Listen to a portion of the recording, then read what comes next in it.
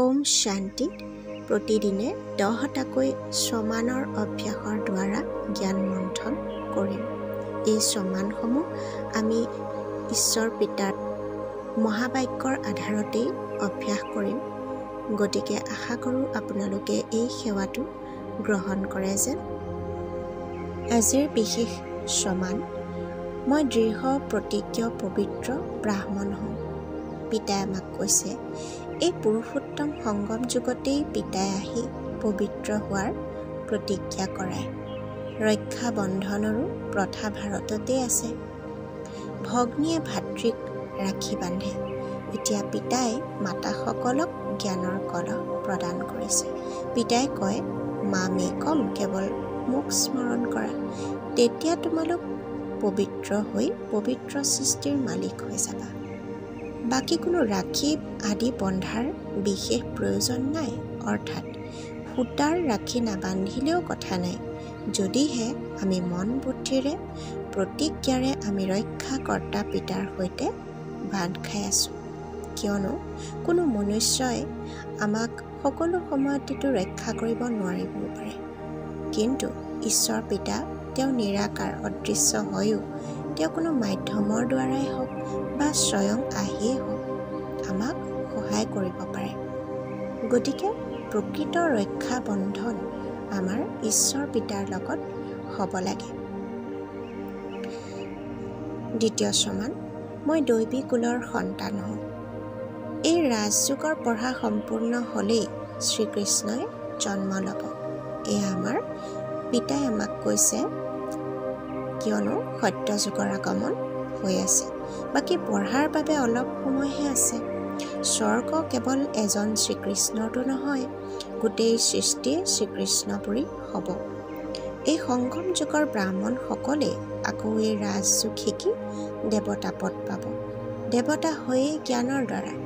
এয়া গীতাৰো বাণী হয় যে ৰাজযুগৰ দ্বাৰাহে আত্মা পবিত্ৰ হয়। ৰাজযুগৰ দ্বাৰা দেৱী দেৱতাসকলে ৰাজ্যভাগ্য প্ৰাপ্ত কৰে, গীতাৰ বাণী অনুসৰি।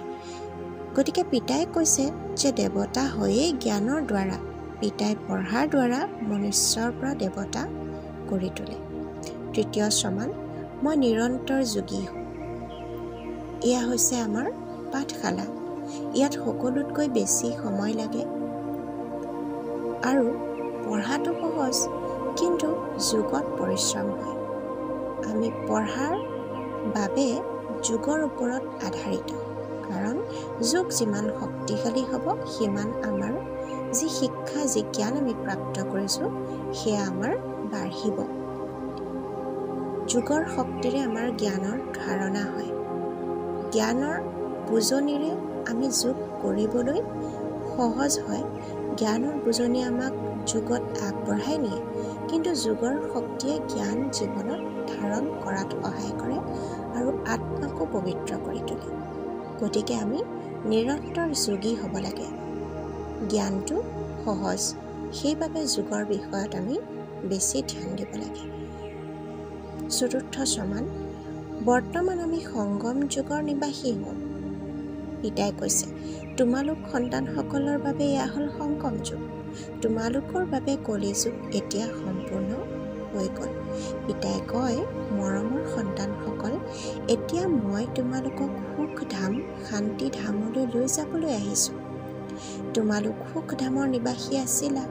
স্বৰ্গত আমি যেতিয়া আছিলোঁ সেয়া সুখধাম আছিলে। আকৌ তোমালোক দুখধাম আহিলা।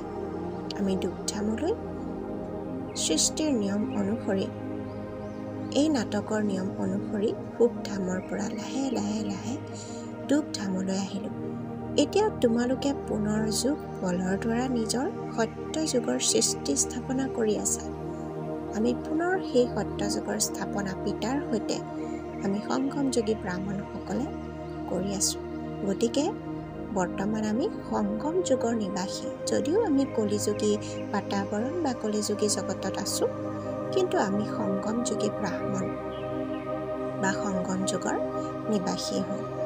পঞ্চম সমান। মই ডবল অহিংসক হওঁ। কোৱা হয় যে অহিংসা পৰম দেৱী দেৱতা ধৰ্ম।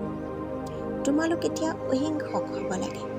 যি দেৱী দেৱতাক পূজা কৰি যি দেৱী দেৱতাক মানি আমি ইমান জন্ম পাৰ কৰিছোঁ এতিয়া সেই দেৱী দেৱতাৰ বংশধৰ হ'ব গৈ আছোঁ গতিকে তেনেকুৱা দেৱী দেৱতা হ'বৰ বাবে আমি তেওঁলোকক অনুসৰণ কৰিব লাগে তাৰ বাবে পিতাই কৈছে যে অহিংসক হ'ব লাগে যিহেতু আমি নিজকে স্বৰ্গৰ নিবাসী হ'বৰ বাবে সাজু কৰি আছোঁ এতিয়া আমি কাম কটাৰী চলাব নালাগে যাৰ দ্বাৰা দুখ পোৱা যায় সেয়া কৰিব নালাগে হাই কাজিয়াও কৰিব নালাগে পিতাই কয় যজ্ঞ তপ দান পুণ্য আদি কৰি আত্মা পবিত্ৰ হ'ব নোৱাৰে পাপ ভস্ম হ'ব নোৱাৰে খন্তেকীয়া ফল নিশ্চয় পোৱা যাব কিন্তু পাপ ভস্ম হ'বলৈ যজ্ঞ তপ দান পুণ্যই যথেষ্ট নহয় সেয়াটো আমি প্ৰমাণ পাইছোঁ ইমান জন্ম আমি কৰি আহিছোঁ কিন্তু আত্মা পবিত্ৰ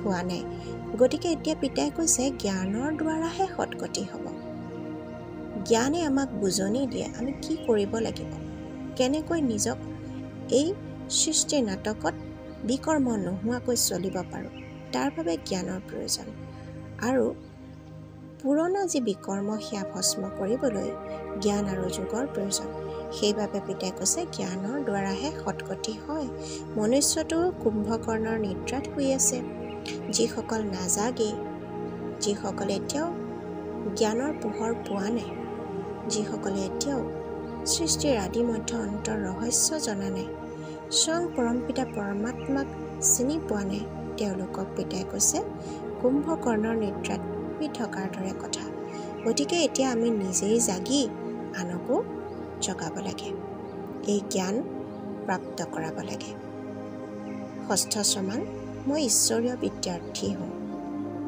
পিতাই কয় এয়া হ'ল ঈশ্বৰীয় বিশ্ববিদ্যালয় গোটেই বিশ্বক সৎগতি দিওঁতা দ্বিতীয় কোনো ঈশ্বৰীয় বিশ্ববিদ্যালয় থাকিব নোৱাৰে কিয়নো সংগম যুগত স্বয়ং পৰমপিতা পৰমাত্মা অৱতৰিত হৈ এই জ্ঞানৰ দ্বাৰা ৰাজযোগৰ দ্বাৰা তেওঁ নতুন সৃষ্টি স্থাপন কৰি আছে য'ত পবিত্ৰ দেৱী দেৱতাৰ যাৰ দ্বাৰা পবিত্ৰ দেৱী দেৱতাৰ জন্ম হ'ব সপ্তম সমান মই হীৰাতুল্য জীৱনধাৰী বিশেষ আত্মা হওঁ পিতাই কৈছে শিৱ বাবাইহে সকলোৰে সৎগতি কৰে গতিকে তেওঁ হ'ল হীৰাতুল্য যদিও ভগৱান ভগৱতী বা দেৱী দেৱতা ৩৩ কোটি আছে কিন্তু আত্মাৰ পিতা যি পৰমাত্মা পৰম পিতা পৰমাত্মা তেওঁহে আমাক হীৰাতুল্য জীৱন দিব পাৰে তেওঁহে আত্মাক পবিত্ৰ কৰিব পাৰে গতিকে সংগম যুগত এয়া পিতাও হীৰাতুল্য আমিও হীৰাতুল্য জীৱন প্ৰাপ্ত কৰিছোঁ গতিকে পিতাই কৈছে যে এতিয়া তোমালোক হীৰাতুল্য হৈ যোৱা আকৌ তোমালোকক স্বৰ্ণিম যুগত লৈ যাওঁ তোমালোকৰ এয়া হীৰাতুল্য জন্ম আকৌ স্বৰ্ণিম যুগত আহিবা স্বৰ্ণিম যুগ অৰ্থাৎ সত্য যুগৰ কথা কৈছে এই জ্ঞান তোমালোকক পিতাই আহি পঢ়ায় যাৰ দ্বাৰা তোমালোক দেৱতা হোৱা অৰ্থাৎ দেৱী দেৱতাৰ বংশ যি ৩৩ কোটি দেৱী দেৱতাৰ বংশ তাত জন্ম পাবলৈ যোগ্য হওঁ অষ্টম সমান মই পবিত্ৰ হংস হওঁ যেনেকৈ হংসই কেতিয়াও পাথৰ ধাৰণ নকৰে ৰত্নহে ধাৰণ কৰে তেনেকৈ পবিত্ৰ হংসয়ো কাৰো অৱগুণ অৰ্থাৎ পাথৰ ধাৰণ নকৰে অন্য আত্মাৰ অৱগুণ আমি ধাৰণ কৰিব নালাগে কাৰণ আমি পবিত্ৰ হংস হওঁ তেওঁলোকে ব্যৰ্থ আৰু সমৰ্থক পৃথক কৰি ব্যৰ্থক এৰি দিয়ে সমৰ্থক গ্ৰহণ কৰি লয় ৰাজহংসই যিটো তেওঁৰ কাৰণে প্ৰয়োজন নহয় সেইটো গ্ৰহণ নকৰে খাদ্য হিচাপে আৰু যিটো শুদ্ধ বস্তু যিটো তেওঁলোকৰ কাৰণে প্ৰয়োজন সেইটোহে গ্ৰহণ কৰে এই বিশেষ গুণটো আমি ৰাজহংসৰ পৰা পবিত্ৰ হংসকলে আমি আত্মৰূপী পবিত্ৰ হংসই ল'ব লাগে এনেকুৱা পবিত্ৰ হংসহে পবিত্ৰ শুদ্ধ আত্মা হয় তেওঁলোকৰ আহাৰ ব্যৱহাৰ সকলো শুদ্ধ হয় যেতিয়া অশুদ্ধি অৰ্থাৎ অপবিত্ৰতাৰ নাম চিহ্ন সমাপ্ত হৈ যাব তেতিয়া ভৱিষ্যতে হিজ হলিনেছ বা পবিত্ৰ হংস উপাধি প্ৰাপ্ত হৈ যাব এতিয়াই হৈ যোৱা নাই আমি চেষ্টা কৰি আছোঁ আৰু এই চেষ্টাৰ শেষ হ'লে সম্পূৰ্ণ অৱস্থা যেতিয়া হ'ব তেতিয়া আমি সম্পূৰ্ণ পবিত্ৰ হওঁ, উপাধি প্ৰাপ্ত কৰিম। সেইকাৰণে কেতিয়াও ভুলতো কাৰো অৱগুণ ধাৰণ নকৰিবা। অৱগুণ যিটো আত্মাৰ কাৰণে অশুদ্ধ, সেইটো আমি গ্ৰহণ কৰিব নালাগে। 9ম সমান, মই বেহদৰ বৈৰাগী তথা সৰ্বস্ব ত্যাগী হওঁ। পিতাই কৈছে যে সৰ্বস্ব ত্যাগী তেওঁ হয় যিয়ে পুৰণি স্বভাৱ সংস্কাৰৰ বংশও ত্যাগ কৰে। আমি উপৰুৱাভাৱে আমি বাহ্যিক বস্তু বা বাহ্যিক যি আমাৰ অৱগুণবিলাক আমি নিশ্চয় ত্যাগ কৰিছোঁ বা চেষ্টা কৰি আছোঁ, কিন্তু যিবোৰ আমাৰ স্বভাৱ সংস্কাৰৰ যি অংশ বংশ সূক্ষ্ম ৰূপতো আমি সেইবোৰো যেতিয়া ত্যাগ কৰিম, তেতিয়াহে আমাক সৰ্বস্ব ত্যাগী বুলি কোৱা হ'ব। 10ম সমান, আমি বিষ্ণুবংশী তথা কৃষ্ণপুৰীৰ মালিক হওঁ। পিতাই কয় যে তোমালোক সন্তানসকলে জানা শ্ৰী নাৰায়ণক এই ৰাজ্যভাগ্য কোনে দিলে? লক্ষ্মী নাৰায়ণক ইমান মহান, ইমান উচ্চ কোনে কৰি তোলে?